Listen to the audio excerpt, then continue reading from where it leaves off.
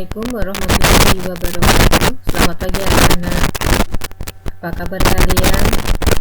Pagi hari ini mari kita belajar PPKN bersama-sama.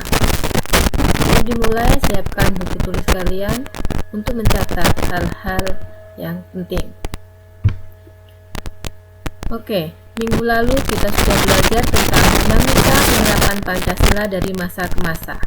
Saat ini Bu Ani akan membahas penerapan Pancasila dari masa ke masa ini.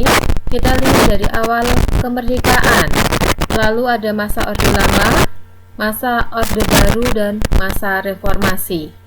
Yang masing-masing masa atau periode ini, Pancasila sebagai dasar negara dan pandangan hidup mendapatkan beberapa ancaman.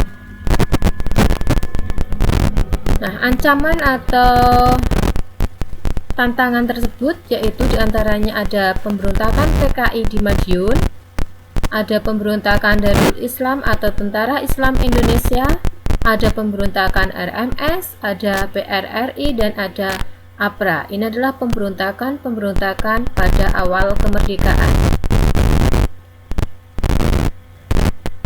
Pada masa Orde Lama, periode ini dikenal sebagai demokrasi terpimpin. Demokrasi terpimpin itu demokrasi yang dimaknai bukan berada pada kekuasaan rakyat, tetapi kekuasaan berada pada pribadi presiden saat itu. Dan saat itu yang menjabat sebagai presiden adalah Insinyur Soekarno. Pada masa Orde Lama, terjadi banyak sekali penyimpangan-penyimpangan terhadap Pancasila dan keadaan negara kacau, maka presiden mengeluarkan dekrit Presiden 5 Juli 1959 yang berisi bubarkan Badan Konstituante, berlakunya kembali Undang-Undang Dasar 45 dan tidak berlakunya UUD 1950, pembentukan MPRS dan DPAS. Mengapa dekrit Presiden 5 Juli ini keluar? Karena pada saat itu keadaan negara sangat kacau. Hasil pemilu 1955 salah satunya adalah terbentuknya Badan Konstituante untuk membentuk Undang-Undang Dasar yang baru, tapi Badan Konstituante ini tidak bisa membentuk Undang-Undang Dasar yang baru sehingga keadaan negara menjadi sangat kacau. Maka keluarlah dekrit Presiden 5 Juli.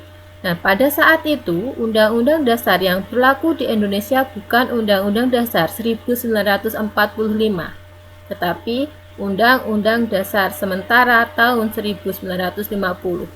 Nah, karena keadaan negara yang semakin genting, maka Presiden mengeluarkan dekrit supaya kita kembali pada Undang-Undang Dasar 1945 dan tidak berlaku kembali Undang-Undang Dasar 1950.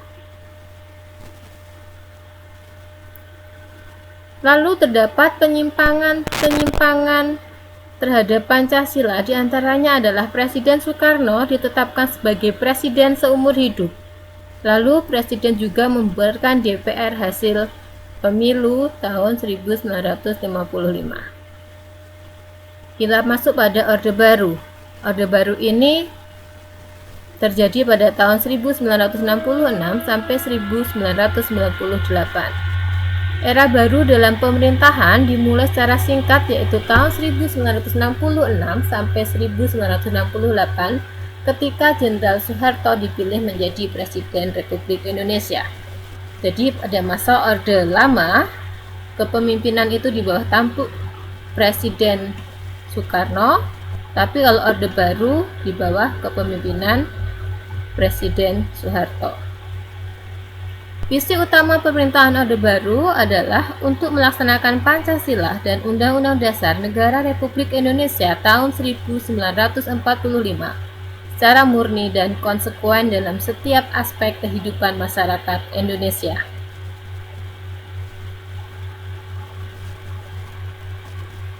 Nah, banyak harapan dari rakyat supaya pada masa Orde Baru ini pemerintahan lebih demokratis dibanding pada masa pemerintahan Orde Lama yang dikenal diktator. Tetapi nyatanya, pada masa ini lembaga kepresidenan menjadi pengontrol utama lembaga negara lainnya, baik suprastruktur yaitu ada DPR, MPR, DPA, BPK, dan MA, maupun yang bersifat infrastruktur, yaitu ada LSM, partai politik, dan lain-lain. Jadi, harapan rakyat pada masa Orde Baru supaya pemerintahan lebih demokratis masih kurang atau belum bisa terpenuhi.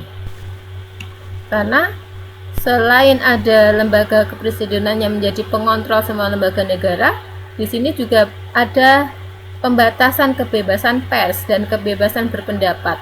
Ini terbukti dengan banyaknya kasus dan dibrandelnya beberapa surat kabar atau majalah hingga dicabut surat izin penerbitannya dengan alasan telah memberitakan peristiwa yang bertentangan dengan kebijakan pemerintah. Maka dapat kita simpulkan bahwa pada masa Orde Baru itu pemerintahan berupaya mengembalikan nilai-nilai Pancasila pada kemurniannya atau melaksanakan Pancasila secara murni dan konsekuen. Tetapi dalam praktiknya terjadi beberapa penyimpangan. Pada pelaksanaannya, nilai-nilai Pancasila dimanfaatkan untuk kepentingan golongan dan melanggengkan kekuasaan belaka. Pada periode ini, kebebasan berpolitik dan kebebasan pers dibatasi. Ya, anak-anak, terima kasih. Saya akhiri. Assalamualaikum warahmatullahi wabarakatuh.